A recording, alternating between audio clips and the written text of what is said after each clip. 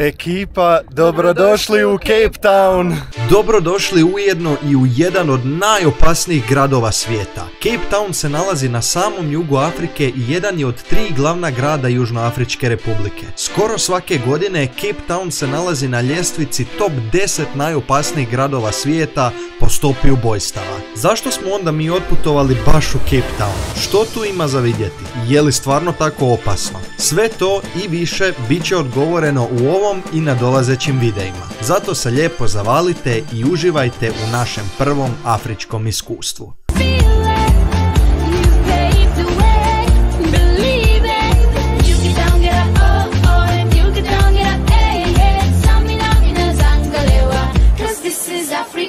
Prvi je dan, prva točka dnevnog reda, idemo na Table Mountain, kupili smo karte, pogled je već sad predivan, a idemo na Table Mountain putem cable cara. Kao što vidite, odmah se bacamo na istraživanje, ali prije toga mislim da sam vam dužan malo osnovnih informacija kako bi mogli pratiti priču. Cape Town je treći najveći grad Južnoafričke republike, koja se nalazi na samom jugu kontinenta. Prvi Europljani su tu došli krajem 15. stoljeća kada je Bartolomeu Diaz otplovio rt Dobre Nade koji se nalazi ispod samog Cape Towna. Južna Afrika je bila kolonizirana od strane Nizozemaca i Britanaca, zbog čega se u Južnoj Africi najviše govori engleskim i afrikanci jezikom koji potječe iz nizozemskog. Južna Afrika ima čak 9 službenih jezika, a govori ih se još i više. Isto tako, Južna Afrika ima i najviši BDP od svih afričkih država, ali nemojte se dati zavarati, ovo je još uvijek država trećeg svijeta. Cape Town je drugi najposjećeniji grad u Africi, odmah poslije Kaira. A sada ćemo vam i pokazati zašto. Penjemo se žičarom na poznatu planinu Table Mountain, koja je dobila svoje ime jer liči na ravan stol. Mnogo lokalaca ima naviku planinarenja na ovu planinu, ali mi smo se odlučili na brži put žičarom, koju smo platili 420 južnoafričkih randa. Rand je njihova službena valuta, a tečaj ću vam uvijek prikazivati na ovaj način. Table Mountain je jedna od mnogih planina koji okružuju Cape Town. Kao što ste vidjeli, mi smo tu došli cable carom, a možete otići na hike i pruža se znači pogled na apsolutno većinu Cape Towna. Table Mountain je uvršten među 7 svjetskih čuda prirode, zbog toga je i najposjećeniji nacionalni park u Južnoj Africi. Aktivnosti u Cape Townu ne treba planirati po danima jer ćete se gadno zeznuti. Čisti primjer je Table Mountain, koji je često prekriven stolnjakom oblaka ili što bi tu rekli tablecloth on Table Mountain. Kada smo vidjeli da je lijep dan, odmah smo se zaputili ovdje. Preporuka je da tu dođete što ranije ujutro, kad su što manje gužve.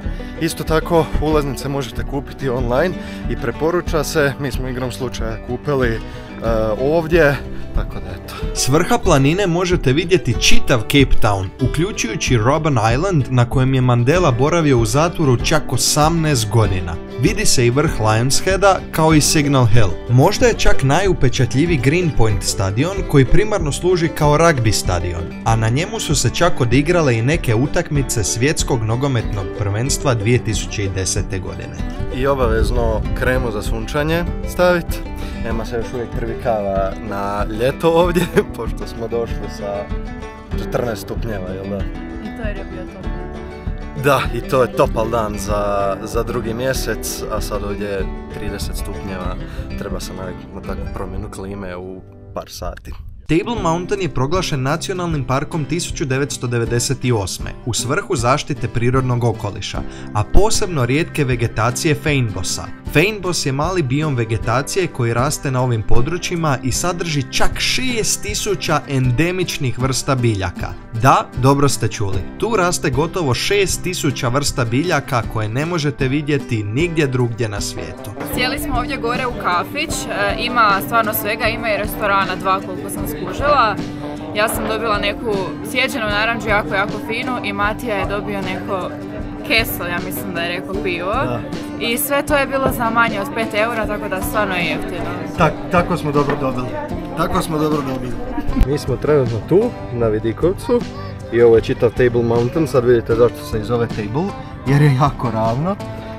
Ovo tu je Lions Head, gdje ćemo ići na hike, i Signal Hill, možda odemo tu, i ovaj tu dio je znači downtown Cape Town. Inače na cable caru se pod okreće, pa onda čitavo vrijeme idete u krug. fora, zar ne?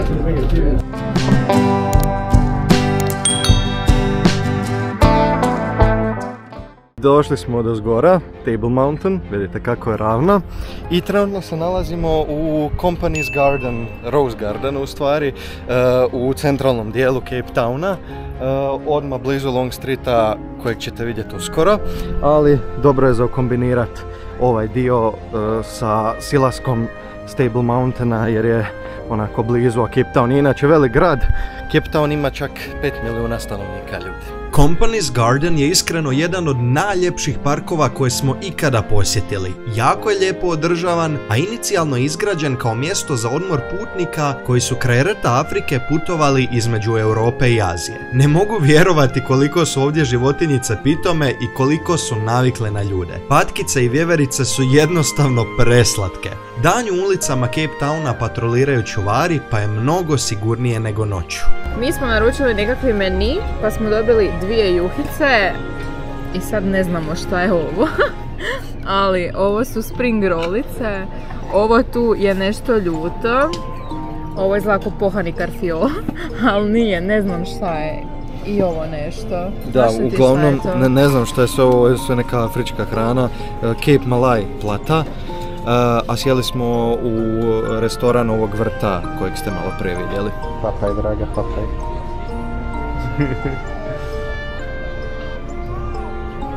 Toliko je sve bogato okusima i totalno ono drugačije od bilo čega što sam ikad jeo. Ne sliči ničemu uopće, osim možda ovih spring rollica. Šetamo se Long Streetom ili ti dugom ulicom, jednom od znamenitih ulica tu u Cape Townu. I arhitektura inače super, ima svega i svačega. Upravo smo prošli kraj Mama Afrika restorana, jednog od afričkih restorana, ali klasično s napumpanim cijenama. Long Street je glavna ulica u gradu i jako me podsjeća na slike New Orleansa. Poznata je kao bojemsko okupljalište s mnogim restoranima i barovima. Odmah pored Long Streeta nalazi se ulica St. George's Mall s puno ljudi, štandova i zelenila. Odmah do Long Streeta nalazi se Gorgeous George hotel na kojem se nalazi rooftop bar i sjeli smo popit piće. Točno se vidi ko šta pije od nas dvoje, a rooftop bar je fini, lijepo uzelenilo i usluga je jako pristojna. Pošto boravimo u predgrađu, baš smo komentirali kad smo došli jučer kako nigdje nema crnaca doslovno u Cape Townu, a sad smo došli u centar grada i doslovno sve samo crnci. Mislim, nije da imam ništa protiv, naravno, znate mene, ali evo sam se vidi kolika je segregacija još uvijek u Cape Townu i čitavoj Južnoafričkoj republici. Apartheid je završio tek 1994. godine. Mini Skid Row, a? Malo je reći da Južna Afrika ima problema s neimaštinom. Ovo vam je V&A Waterfront, jedno od skupljih dijelova u Cape Townu i po ovim kanalima, na primjer, ljudi vole kajakat. I da, tu sam čuo da je čak kvadrat oko nekih 20.000 eura, tako da su užasno skupi stanovi ovdje. A za pitanje kako se krećemo po gradu, krećemo se Uberom jer je Uber ekstra jeftino ovdje, tipa sad smo išli 10-minutna vožnja nas je koštala 2,5 eura. U Europi svi putevi vode u Rim, a u Cape Townu svi putevi vode u V&A Waterfront. Nalazi se u najstarijoj funkcionalnoj luci na južnoj hemisferi. Tu sam uočila i par morskih lavova. Na V&A-u nastupaju mnogi neovisni i tradicionalni umjetnici, kao i njihova društva.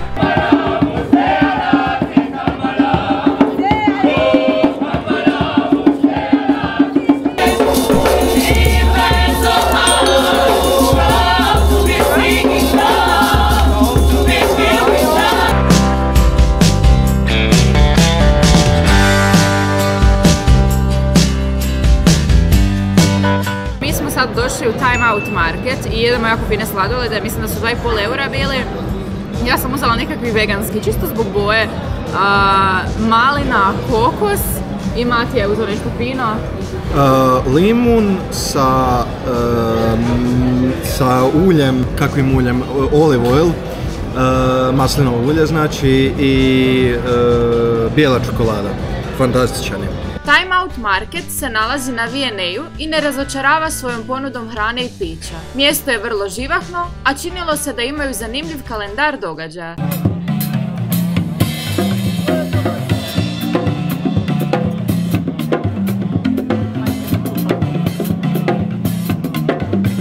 Na V&A-u ima jedan veliki shopping centar, pa eto, ko voli shoppingirat, nek izvoli. Sad ću tebe snimati jer ti voliš shoppingirat. Uvijek kad ovak negdje odemo i u trgovine, vidjet šta ima i kakve su cijene. I evo na primjer pola litre vode, 6,99, to su cijene u randima. Južnoafrički rand je službena valuta. 1 euro sad ispadne oko 21 randa, zaokružit ćemo na 20. Znači trećina eura ispadne pola litra vode. Ajmo vidjeti dalje kakve su cijene. Evo sok poput Fante, 13 randa, znači opet 70 centi otprilike. Eto i ostali sokovi, obični Sprite, obična Fanta, obična kola, sve, znači po 70 centi. Evo ovdje imamo ove sweet chili pepper Doritose i malo manje od 1 eura. Ako kupite 2, još uštedite. A inače trgovina u koju smo ušli se zove Pick and Pay, ja ne znam, sam vidio veću trgovinu, malo prodaje u životu. Evo iza mene jedan Ferris wheel, koliko se vidi od sunca. Znači sve ovo na V&A-u. A na V&A-u u stvari dolazite koju god aktivnost krećete, valjda u Cape Townu, da li idete na whale watching, to je gledanje kitova, da li idete na helikopter turu, da li idete na sunset cruise brodom, da li idete na plivanje sa morskim lavovima, znači sve kreće odavde u stvari. Čitava marina je tu. Za zalazak sunca zaputili smo se prema promenadi. Promenada je jedno od najboljih mjesta na svijetu za promatranje zalazaka sunca. Tako kažu barem lokalni modići, a mi se za sad slažemo. Sunce zalazi nad Atlantskim oceanom, bacajući svoje zlatne zrake na ocean. Puno brodova izlazi iz luke kako bi se s njih promatrao zalazak, ali više o tome u nastavku ovog videa. Ima li šta ljepše od zalaska sunca na Atlantiku? Možda izlazak sunca na Atlantiku, ali za to bi trebali biti opet na nekom drugom kontinentu. Došli smo do promenade i taman sunce zalazi.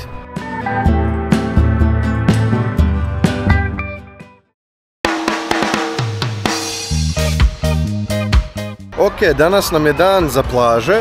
Trenutno se nalazimo na Sea Pointu, otmjenom predgrađu u Cape Townu sa životopisnim ulicama, promenadom, bazenima, plažama i tako dalje i prošetat ćemo se kroz čitavu ovu obalu i vidjeti gdje se možemo kupati.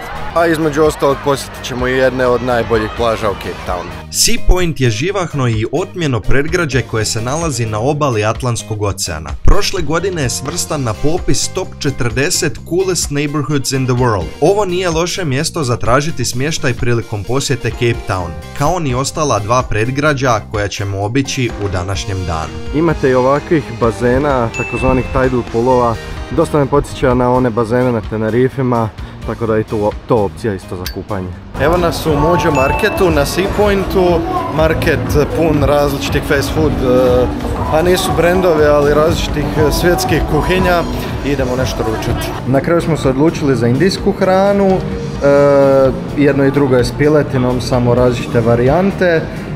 I uzeli smo još pića nekakva, Ema uzela nešto s mangom, izgleda više koji jogurt, ja sam uzeo neki ljuti čaj. U stvari budem mi pokazao šta smo točno uzeli. Znači chicken biryani, to je ovo moje, a Ema je uzela chicken tikka masala bowl i mango lassi, znači ovo čudo, i masala tea sam ja uzeo i ovo je vruće, by the way. A što se tiče još hrane u Cape Townu i općenito u Južnoj Africi, imate svega i svačega, ko što sam već pričao. Znači ovo je indijsko, imate sjeverno indijsko, južno indijsko, pošto ima dosta Indijaca tu. Onda imate puno nizozemske hrane, pošto su oni isto bili tu kolonizatori. Pa imate ono klasične britanske hrane, fish and chips i to. Pa imate hranu koju jedu mulati ovdje, koju jedu crnci i njihove, znači hranu iz njihove kulture. Tako da stvarno imate svega za svačega za probat i nismo baš previše istraživali što se tiče hrane jer ima toliko puno toga što nikad nećete jesti jest, a tu ćete pojesti. Tako da eto, bacite se u istraživanje hrane i kulture. Kako se približavamo Cliftonu, koji je jedno od najskupljih naselja ovdje, najskupljih predgrađa, kako god hoćete uzeti, toliko se sve mijenja, toliko su sve kuće otmijenije. Sve su, znači, ovako na padinama. Auti su puno drugačiji, skuplji. Totalna segregacija društva. Our hearts beat to the city streets. We began to feel the fire. We rise like tall buildings as the chemicals they take us higher. The night's young and it's just begun as she puts her hand in mine. Bili smo gore na vrhu Table Mountaina, imali smo pogled na Clifton i sve 4 plaže, ovo su stvari 4 plaže, Clifton 1, 2, 3 i 4 i ocean je tu prelijep, pirkizan. A gore možete vidjeti 12 apostola takozvanih. Clifton je bogata četvrt u Cape Townu, poznata po 4 plaže s bijelim pijeskom, koje se međusobno razlikuju po posjetiteljima i ozračju. U Cliftonu se nalaze i najskuplje nekretnine u Južnoj Africi, sa stanovima smještenim na liticama, s kojih se pruža prekrasan pogled na Atlantski ocean. Tu smo vidjeli jako puno skupih auta koji su totalno nekarakteristični za vozni park Južne Afrike. Da demonstriramo segregaciju koja je još uvijek uvelike prisutna u Južnoj Africi, evo vam jedne činjenice. Crnci i mulati u državi čine 90% ukupne populacije, dok u samom bogatom Cliftonu živi čak 78% bijelaca. Kao što vidite, dosta je valovito i moram priznat da je ocean užasno hladan. Nije ni čudo da se rijetko ko kupa. Ola majko. Vidite valova, a?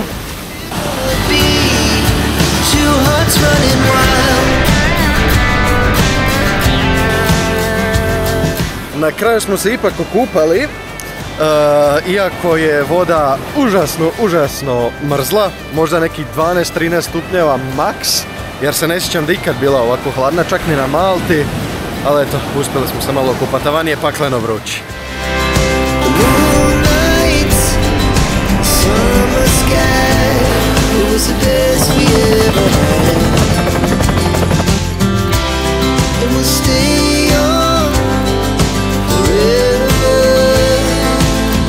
Kao što smo rekli, nastavljamo s obilaskom plaža u Cape Townu. Sjeli smo si u Camps Bay, na još jednu lijepu turskiznu plažu. Iako vidite da nema baš puno ljudi u oceanu jer je prehladno. Uzeli smo malo rasvježenja, osvježenja i još nekakav čipsić. I eto, uživamo. A oko nas, osim što nas okružuje ocean, okružuje nas i Lions Head gore i čitav Table Mountain s ove strane. Camps Bay je jedno od mjesta na kojem smo se voljeli kupati u Cape Townu. Riječ je o malo otmjenijem turističkom mjestu koje je poznato po svojoj plaži sa sitnim, bijelim pijeskom i prirodnom bazenu u kojem smo se najviše voljeli kupati. S obale se pruža predivan pogled na planinu 12 apostola, dok s druge strane ponosno stoji Lions Head. Voda Atlantskog oceana je hladnija, nije pogodna za dugo uživanje, ali je odlična za ljetno osvježenje na par minuta. Evo i u Camps Bayu ima jedan poprilično popularan tidal pool. Tu je mirno, nema toliko valova, a sad koliko je toplije, možda je pinkicu toplije more, to je ocean.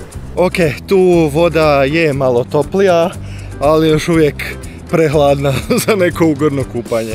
Hladan ovaj ocean, bome, na Tenerifima je Atlantski ocean topli. Moja libica pliva. Sve je zmazano. Moja libica pliva. Evo tu izmazano. Pa kad je zatvoren bazen, je li bolje da je toplije ili da je zmazano? Da je čisto. Jedno i drugo. Inače tu dosta, ali baš dosta ljudi hoda boso ili naravno samo u natikačama bez čarapa.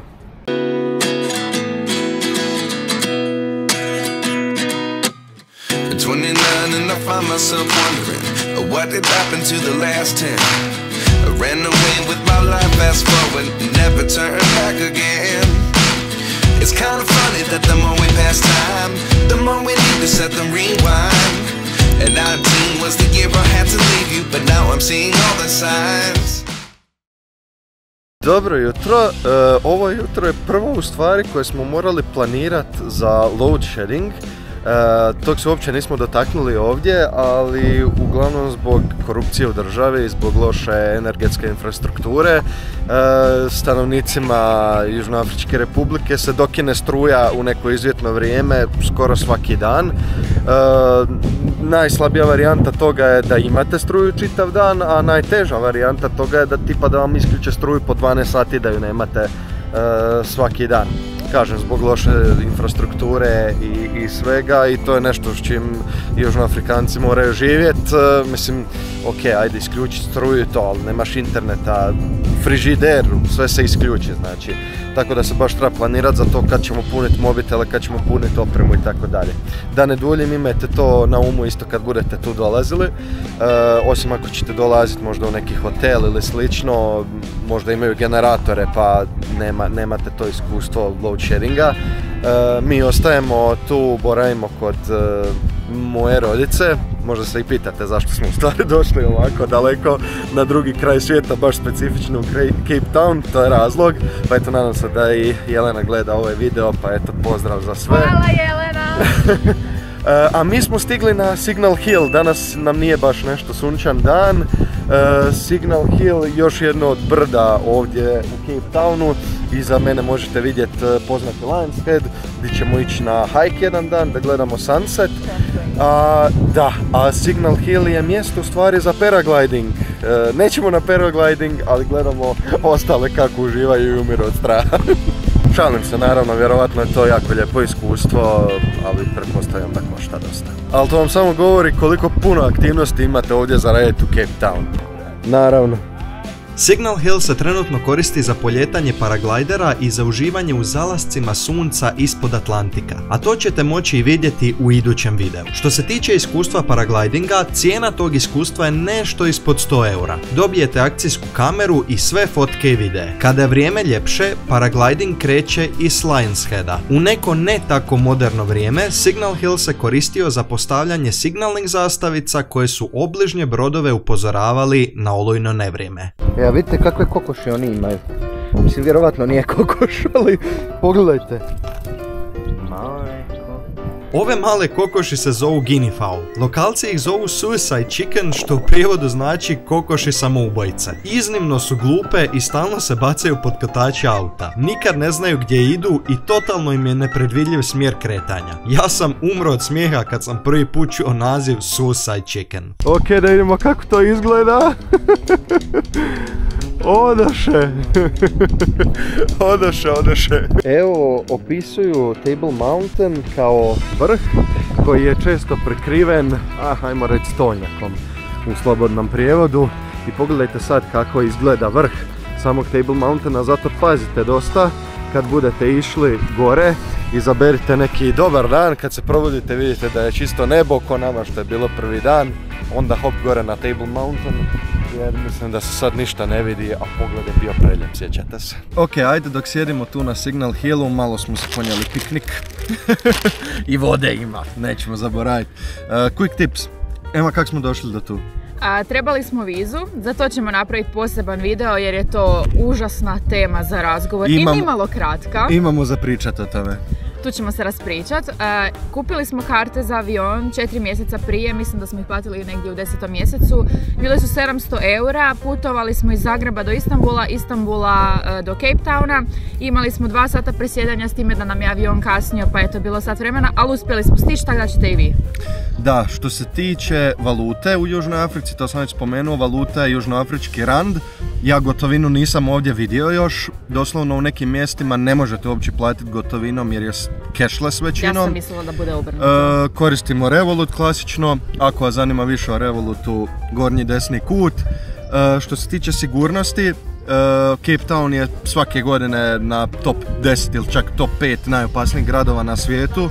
Po danu ima 5 ubojstva minimalno u Cape Townu. po danu, a najviše toga se dešava po noći, zato što se tiče dana koristimo Uber za prijevoz i morate znati u koje kvartove ne zalazite, to su većinom naravno oni siromašni kvartovi, samo siromaštvo onda i povlači kriminal, kako to inače i biva. Pazite se uglavnom, pazite na stvari, pazite na džeparoše, tog ima u svakom velikom gradu. I znači za prijevoz po danu koristimo Uber i to je većinom to. A za sigurnost po noći? A kad dođe zalazak sunca, pogledamo ga, odemo doma, zaključamo se i sve zamračimo. Nije šala. A ako se trebate kretati po noći, nemojte se šetati sami ulicama, koristite isto tako Uber, ako trebate ići od točke A do točke B. Da, nema šetnje ni do susjeda kad padne mrak, bez izazancije. Tako je, i to bi bilo to. Pazite se, nije nesigurno, nije ni sigurno, za sad se nismo osjećali nikad nesigurno. Ne, stvarno, ljudi su okej. Ljudi su jako prijatni, što bi se reklo, tako da samo eto pazite, jer uvijek ima naravno iznimke. I da, kad smo već kod tips and tricks, postoji tu tipping culture, to jest kultura napojnica, tako da većinom je onako ostavite 10% napojnice osoblju. Pogledajte šta mi je čips napravio od prstiju.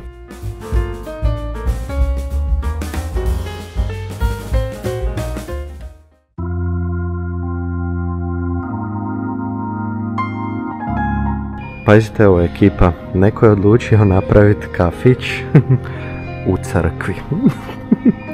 Mislim, da li je ovo cool, da li je čudno, mislim sigurno je unikatno iskustvo, jer ne znam, hoćete ikad popiti kavu u crkvi. Inače ovo je evangelistička, metodistička crkva, tako da, mislim, stvarno je posebno iskustvo, a sad kažem kako je točno, da li je više posebno ili čudno, to vi sami procijenite. Inače, kogod je osmislio ovaj kafić, nazvao ga je rajski kafić, znači Heaven Cafe, a nalazi se u crkvi. Poetično. Odmah pored crkve se nalazi jedna tržnica, tu smo prolazili neki dan kad smo bili do Long Streeta, kupujemo malo suvenire za sve, a kao što vidite, razvedrilo se. Sjeli smo u KFC za promjenu, samo da vidimo i usporedimo cijene. Ekipa, ovo tu sve, znači 2 obroka s pićem, smo platili 154 randa, što je nekih 7,5 eura. Znači negdje duplo jeftinije nego kod nas u Hrvatskoj.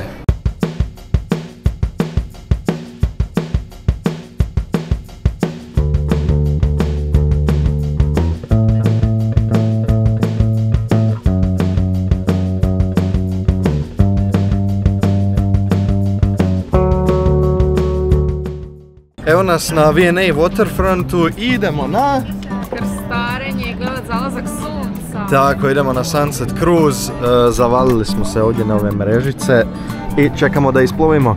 Kao što smo ranije spomenuli, većina aktivnosti u Cape Townu kreće s V&A Waterfronta, jer je on u stvari orijentiran na turiste. Odabrali smo Amira Sailing katamaran za ovu avanturu i ne možemo ih više preporučiti. Ako neko ima morsku bolest, danas ćemo to saznati.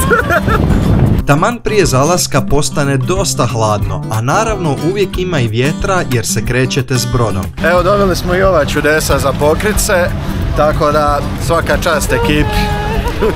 Zalazak sunca je tu, šampanjac smo dobili, tako da eto za 25 eura po osobi, koliko košta ovo krstarenje, sat i pol krstarenja, šampanjca. Dobro je, samo se treba naviknuti na morsku bolest. Željela za još ovakvih putovanja.